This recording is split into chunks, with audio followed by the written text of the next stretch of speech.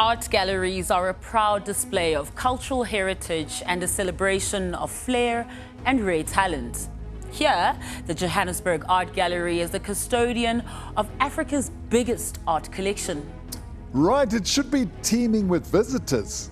Instead, JAG is a shadow of its former glory, with very little indication the powers that be intend saving it. Here's Bongani.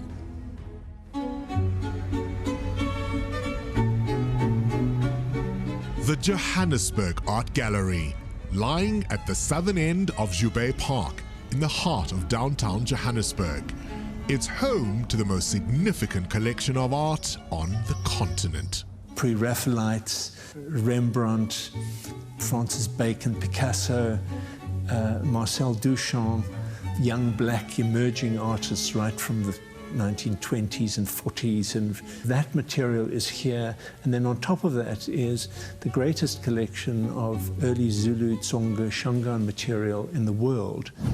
Increasingly, though, there have been reports that this precious collection may not be in safe hands. With such important artistic heritage at stake, we decided to investigate.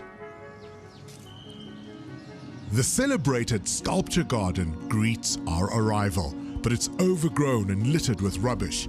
The building's exterior is clearly in dire need of repair and maintenance.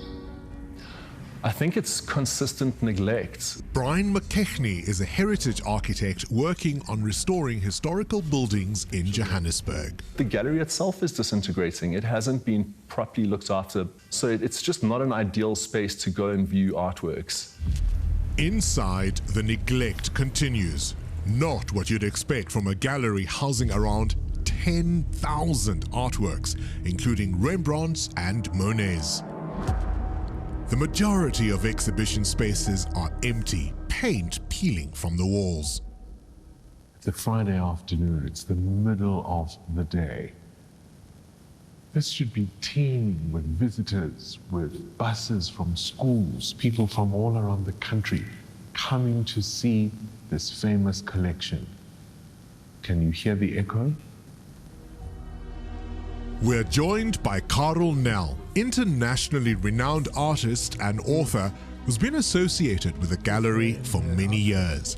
He's angry that it no longer attracts visitors, so different from major art galleries elsewhere in the world. People stand in queues to get in them. I mean, here, the largest number of visitors are most probably the JMP coming to use the toilets, which is a tragedy. Apart from the lack of art on display, the occasional visitor is confronted by utter disarray. Almost every corner is littered with rubbish and building material, bird droppings on windows and stairs. There's an air of neglect that it would appear also extends to the security. The staff is threadbare, the building is threadbare. There is no security in the galleries. To test the impact of that, we arrange a heist with a twist.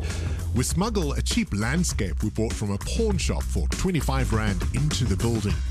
Inside, we assemble a hastily cut frame and hang it in the gallery. A few days later, we return and steal it. So how were we able to walk in, put up an artwork, leave it there, come back and collect it without anyone noticing? Well, some of the workers have told us the security cameras are out of order. While our intentions were honorable, we weren't the only ones able to make off with an artwork. Since the year 2000, about 15 pieces have been stolen, with only 2 ever recovered. 𝗀𝗄𝗏 is an art expert and a former director at the Johannesburg Art Gallery. I was staggered to see the chaos, to be honest. I mean, the gallery spaces had been cannibalized to just be junk stores.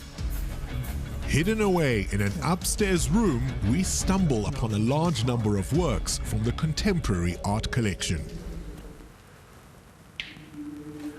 having seen mostly empty walls, this is where it seems the bulk of the collection is kept, and they're really just piled on top of each other. It's not in a controlled environment. It probably gets warm in here. There's no climate control, and this is the largest, most significant, most valuable collection of art on the continent. I mean, some of it, look, it's just lying here. Just lying here.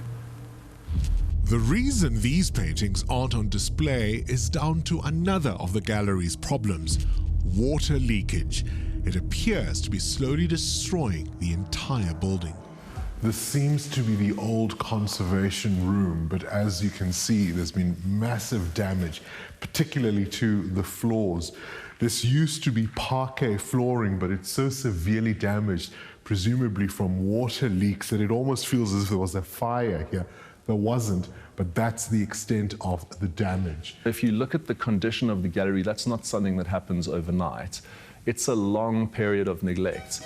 The building and a foundation collection of artworks were donated to the people of Johannesburg in 1915, and the city of Johannesburg was appointed as custodian. In 1986, Anglo-American funded an extension to the original building and added this whole section with copper domes. From day one, that building has leaked. 𝗶𝗶𝗴𝗶, a heritage activist who heads the Johannesburg Heritage Foundation, says the new addition was problematic from the start. The city secretary didn't even want to pay them for the work because it was always leaking. The architect blamed the builder, and the builder blamed the architect, and then the builder went bankrupt, and nothing really was done to deal with this water problem. The leaking roof hasn't only compromised the building's structure, several irreplaceable artworks have also been severely damaged. They include works by Dutch masters, as well as Ernest Stern, Gerard Sekoto, Walter Battiss, and others. After more than a century under its care, it's clear the city of Johannesburg has failed dismally as the custodian of the gallery. It's an abomination. It looks like a war zone.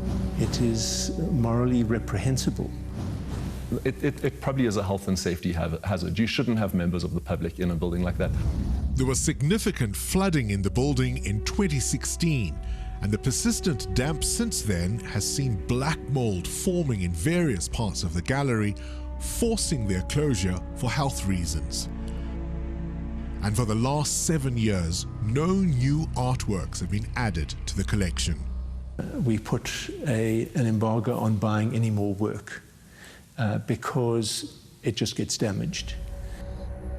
In a written response, the city of Johannesburg acknowledges the problems with the leaking roof, saying it's taking steps to address the issues. You would think something like a leaking roof could be sorted out, though. It sounds like a really easy problem to rectify. Again, I think, you know, the city has apparently spent money on trying to rectify these issues. And it almost seems like where they've touched the gallery, they've made it worse. The city didn't comment on the security issues, stating only that it's done an assessment and will be addressing the problems identified. It says artworks are stored in the upstairs room because there isn't enough suitable leak-free storage space, and that 24 paintings have been damaged by water. There were quotes given for restoring and repairing, and that work was never done. This is a quotation for around 200,000 rand submitted to repair the works in 2018. Despite the significant value of the paintings involved, the city of Johannesburg chose not to accept the quote. From what we've seen, those calling for immediate and urgent action have a strong argument. But what can be done?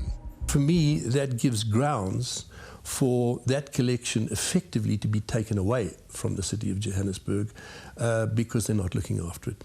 We need to primarily move the collection into safety so that it is carefully looked after, that it's in the proper climatic conditions. Responding to our questions about the poor state of the gallery building, the city says it spent R1 million on an assessment and condition report last year. New heritage architects have apparently been appointed, and funding and renovation options are currently being explored. However, our requests for that condition report, a detailed renovation strategy, and the associated costs were declined. Can it be fixed? Absolutely. You can fix anything. Obviously, if you have the right budget to fix it. What would it take to do so? I would imagine you're probably looking, I think the one figure that I saw was in the region of about 250 million rand. You're probably looking a little bit north of that. While confidential plans are being hatched behind closed doors, with every passing day, the building continues its sorry decline. And one of the most unique art collections in the world remains at the mercy of the elements. Thank you for watching our stories here online, and please subscribe below to become part of our YouTube community and be notified when we upload our latest content.